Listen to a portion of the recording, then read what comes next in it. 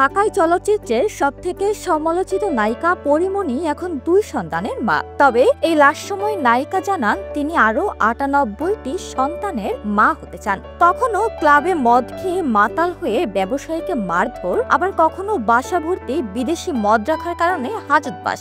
বরাবরই মাদককাণ্ডে জড়িয়ে সংবাদ ও নেট দুনিয়ার শিরোনামে থাকতেন পরীমণি।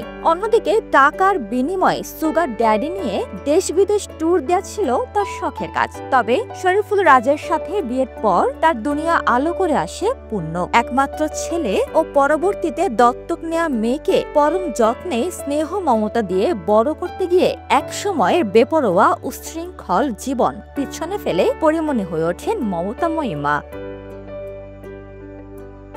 বাচ্চাদের তিনি কতটা ভালোবাসেন বা তাদের জন্য কতটা স্যাক্রিফাইস করেন তার প্রমাণ বেশ জ্বলন্ত।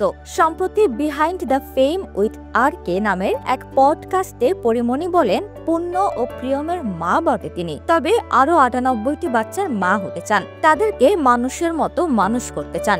আল্লাহ তাকে যেন সেই তৌফিক দান করেন, সেই সামর্থ্যটুকু দেন, কারণ এই যুগের সন্তানদের বড় করার জন্য অনেক বেশি অর্থের প্রয়োজন। নায়িকা পরীমণি হিসেবে অনেক ক্ষেত্রে ব্যর্থ হলেও মা হিসেবে কখনোই ব্যর্থ হবেন না তিনি, এমনটাই প্রত্যাশা তার। তিনি আরো বলেন আগের চেয়ে অনেক বেশি ম্যাচিউর হয়েছেন শুধুমাত্র ছেলে মেয়েদের কথা চিন্তা করে। এখন অনেক ভেবেচিন্তে কাজ করতে হয় তাকে, যা আগে কখনোই করার প্রয়োজনই মনে করতেন না। রাখতেন না কোনো সঞ্চয়, তবে এখন ছেলে মেয়ের ভবিষ্যৎ নিরাপত্তার জন্য সঞ্চয় শুরু করেছেন। আর এই বদলে যাওয়া শুধুমাত্র সম্ভব হয়েছে তার সন্তানদের জন্য। চিত্রনায়িকা পরীমণির ক্যারিয়ারের শুরু হয় মডেলিং দিয়ে।